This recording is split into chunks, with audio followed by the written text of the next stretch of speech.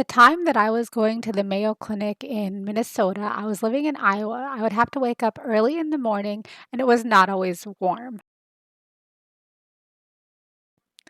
The best part about being up so early in the morning was being able to witness some beautiful sunrises.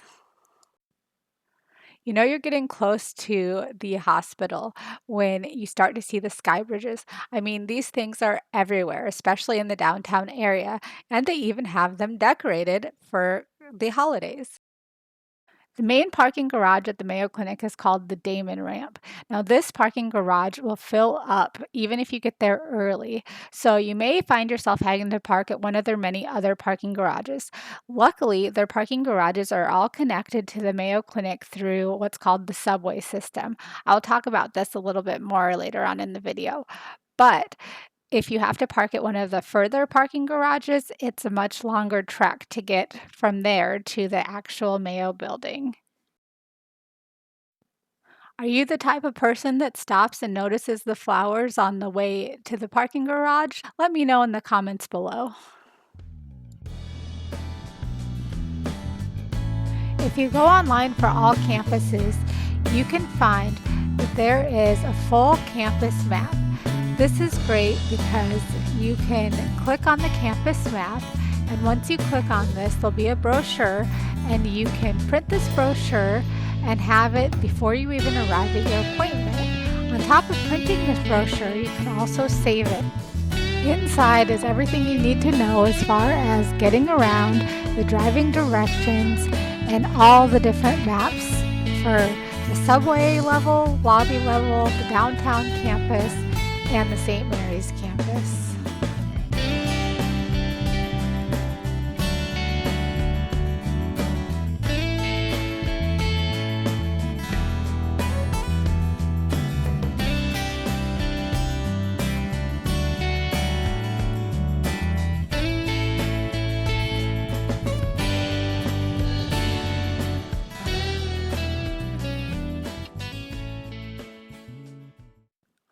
All right, so this is the last thing I'm going to say about transportation because the Mayo Clinic is just massive, you guys. So there's a free shuttle service. Yes, absolutely free. And this will also take you between the main campus and the St. Mary's campus.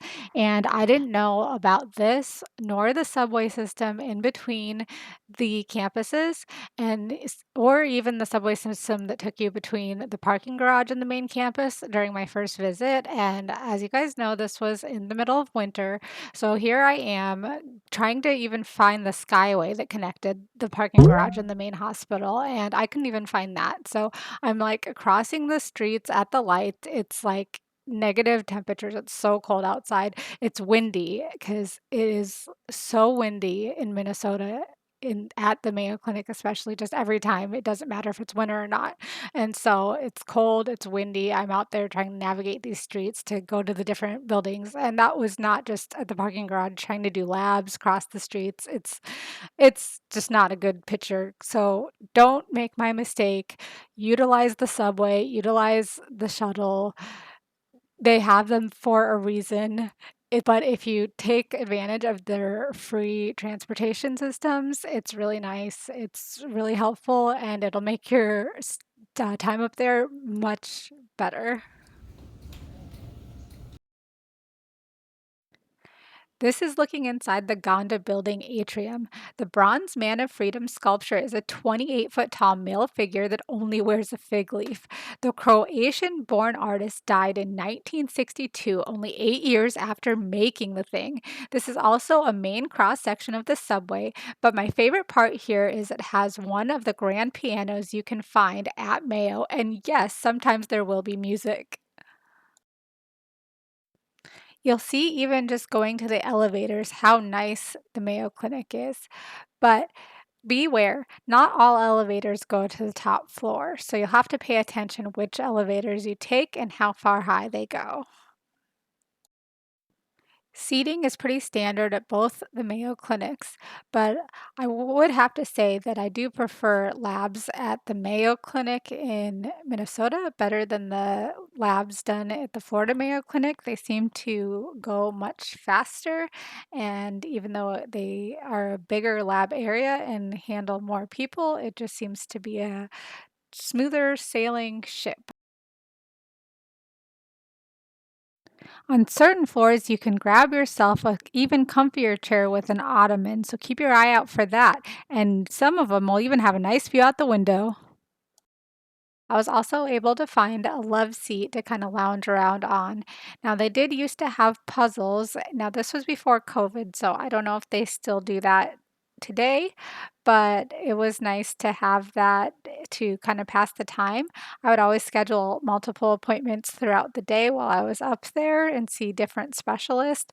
So I would always have time to kill in between. My favorite thing to do in between appointments was not just to sit and wait, however, it was to get up and walk around and to try and see the different art pieces that were constantly changing in between the different times that I would have to go up to the campus. So when you'd get off the elevators, there was typically an art piece in between the elevators that would be illuminated by all these bright lights coming out from the elevators. And then when you would go to the end of the elevators, along the windows, often on each floor, there was additional art pieces.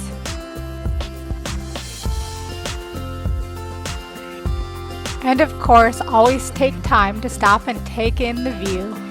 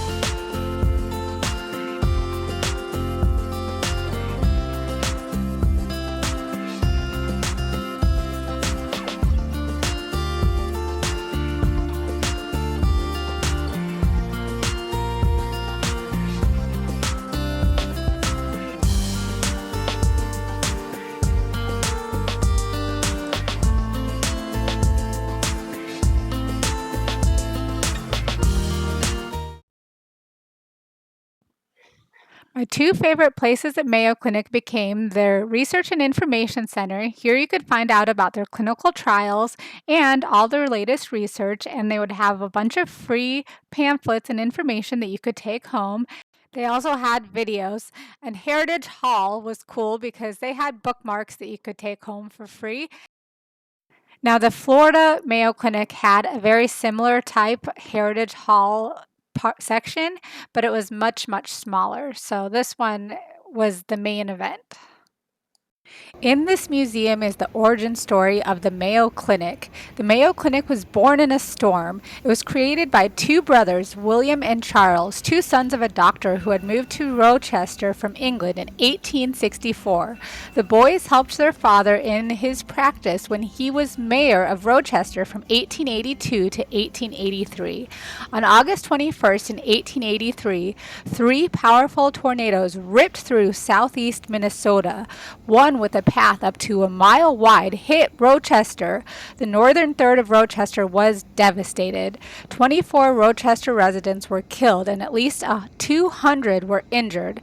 At that time, Rochester didn't have the outstanding medical facility it has today. The closest hospital was nearly 80 miles away in St. Paul, so they had to triage and treat wounded at Buck's Hotel downtown.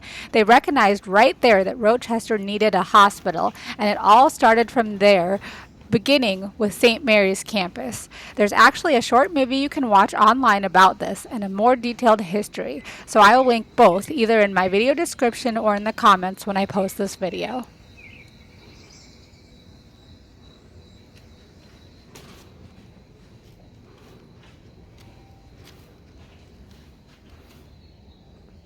So this steamer in Minnesota was created by looking at vintage photographs, and it also has a scale replica of the Mayo family's car, which was stored on the lower deck.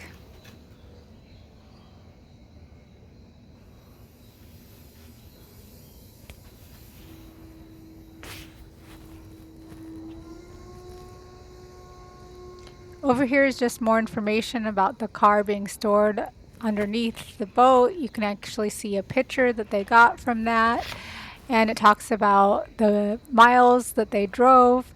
They even drove from one part of the country to the other. They drove from the US to Mexico and Canada even. The bottom section talks about their love of travel and how they essentially got it from their parents.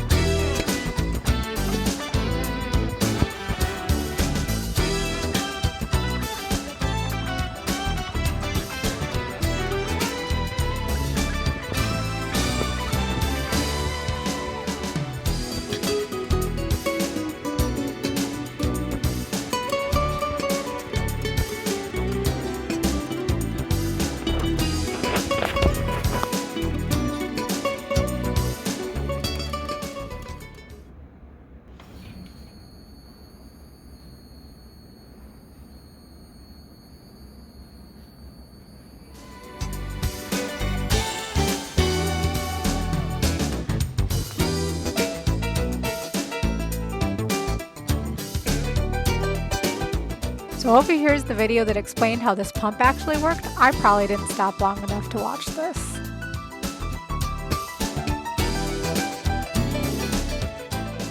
But hey, at the time, it was a new era in open heart surgery.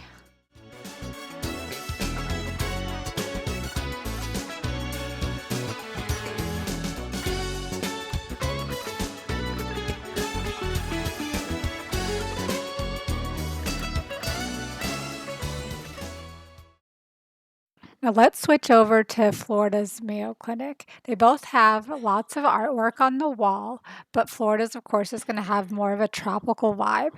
There's big windows along the side that have nice views of the outside foliage. We'll get to that a little bit later. Now there's signage at the Florida Mayo Clinic that's the same colors as the signage at the Minnesota Mayo Clinic, so that'll look familiar to you no matter which Mayo Clinic you're in. And the same good bright lighting at both. Oh, they both also have valet parking, so I'm assuming the Arizona location does as well. The patient registration desk at either campus would be a great place to ask for maps or they could point you in the right direction. Now, right next to this in the Florida Mayo Clinic is where you're going to find their version of Heritage Hall. You'll recognize it because you will see a bunch of photographs in a glass case, and this is going to be your first clue that you have made it. Now, when you pass these photographs, you will see the entrance to their version of Heritage Hall. You just go right around the corner, and you have officially arrived. Now, compared to the one in Minnesota, this one is definitely small, but it's still worth taking your time to stop here and take a peek because there are a few interesting things and you still might learn something you didn't know. And it's Heritage Hall, so there's another steamboat.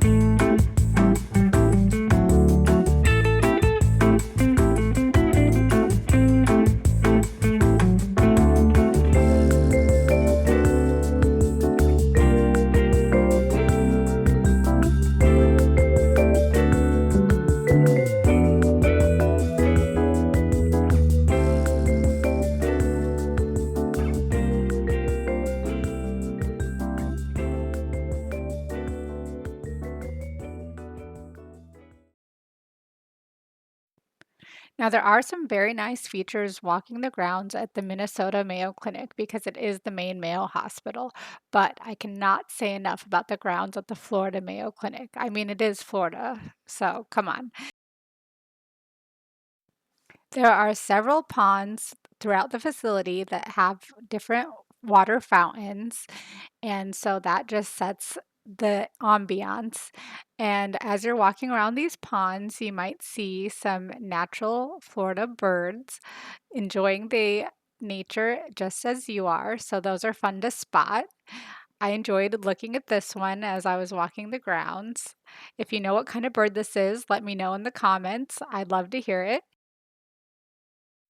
Then as you continue down the path, not only do you get the palm trees, but you get these really cool big and tall moss trees.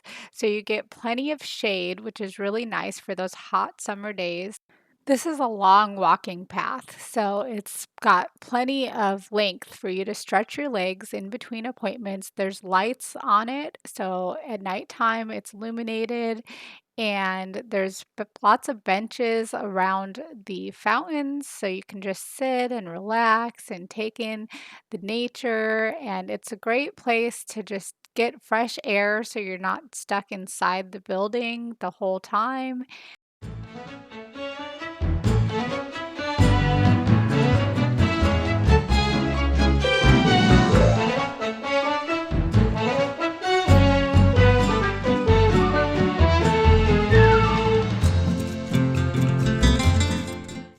There's even a small island that you have to cross a little bridge to get to.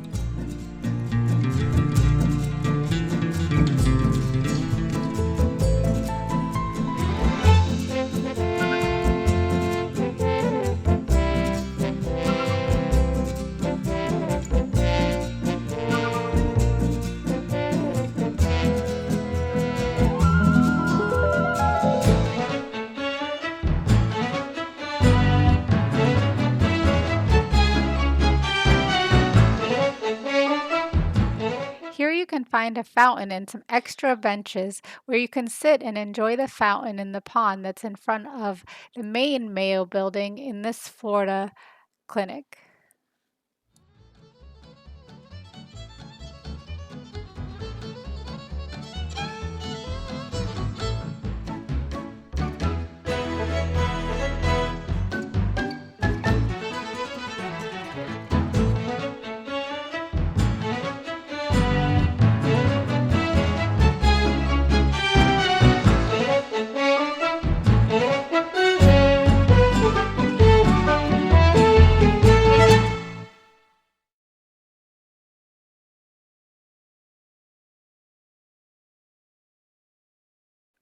The exam rooms were always cleaned really well, especially after COVID. They started to put signs up to make sure you knew that the rooms were clean and ready for use. They also took social distancing very seriously at Mayo Clinic and had signs up to make sure that you not only were social distancing between each other as patients, but were using social distancing practices between you and the staff as well. Masking is required, frequent hand washing is encouraged, and they even added social distancing markers in the elevator. During the pandemic, I started to go up there for some infusions, so I don't know if things have changed since then, but I was so happy to have private rooms.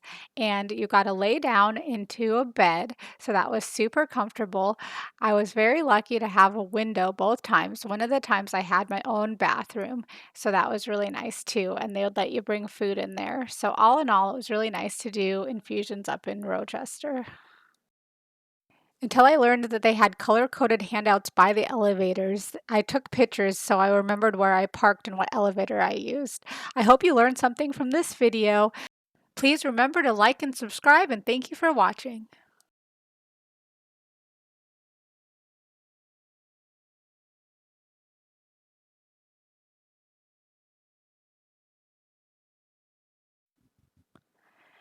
Now, if you don't leave the Mayo Clinic campus at all, you won't probably see the ear of corn water tower, but if you go into Rochester, you will see this, and I was pretty surprised that they had an ear of corn water tower coming from Iowa, where corn is everywhere. I've also been through Nebraska, also another big corn state. They are the corn huskers. So why in the heck does Rochester have a corn water tower? It just seems so random. This thing is really, really cool at night since it's illuminated by 10 spotlights at night. There was actually a cannery that this water tower was sitting on, and it was a main veggie that was processed there at the cannery, which is why it's an ear of corn. And they eventually, the cannery shut down, but this water tower here is definitely significant to the town of Rochester. It's an important part of the county, and it is a tourist attraction now. It's been restored and revitalized with fresh paint. It's considered a photo opportunity for all, and it's had a rich history of nearly 100 years in the city.